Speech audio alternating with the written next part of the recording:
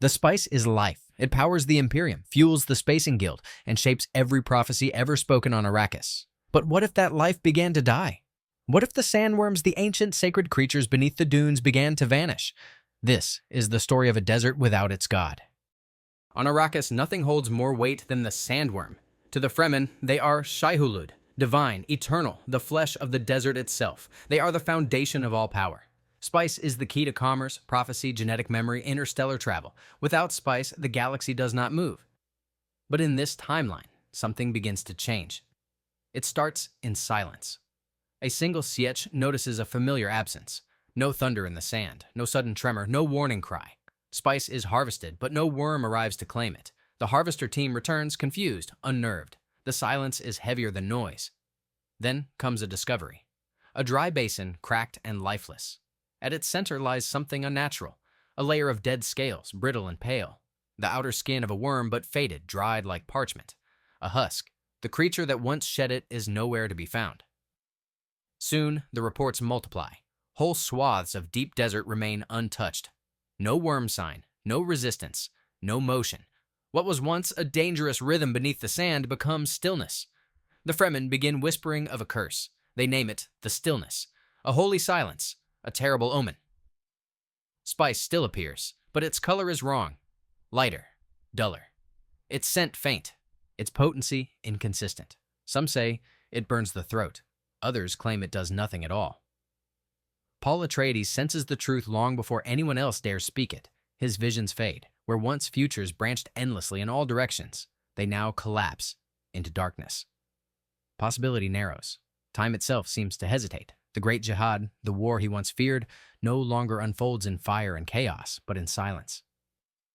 The Bene Gesserit send questions cloaked as diplomacy. The Spacing Guild remains calm, but only in public. In private, they begin hoarding spice reserves. Hoarding turns to panic. The ecological collapse accelerates. Without the worms, sand trout can no longer survive. Without sand trout, moisture escapes. Spice cannot mature. The natural cycle breaks down, ancient as it is. The balance of Arrakis, once violent but stable, crumbles.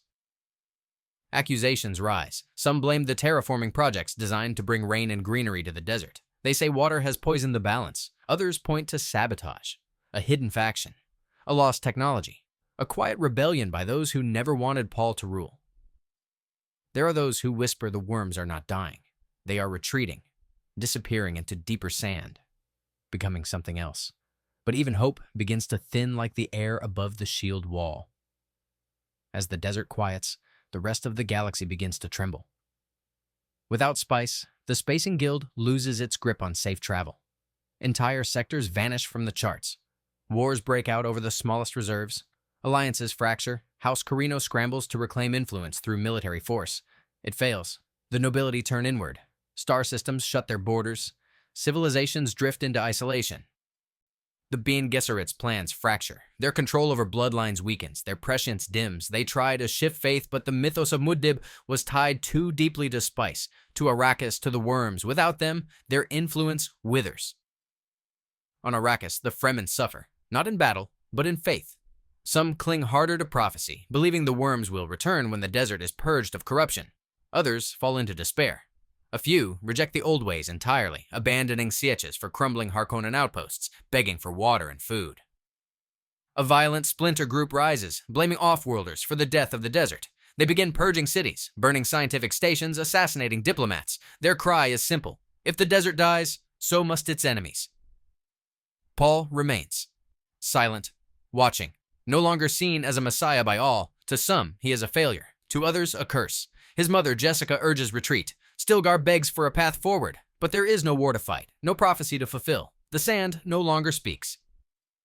Desperate efforts begin. Scientists attempt to create synthetic spice, but fail.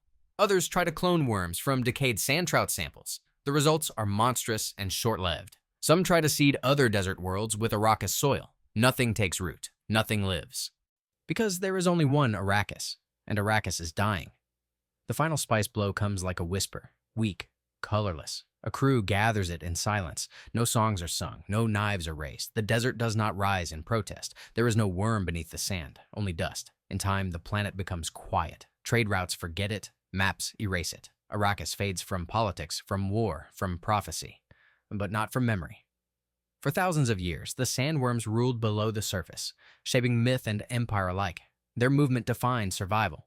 Their death defined collapse.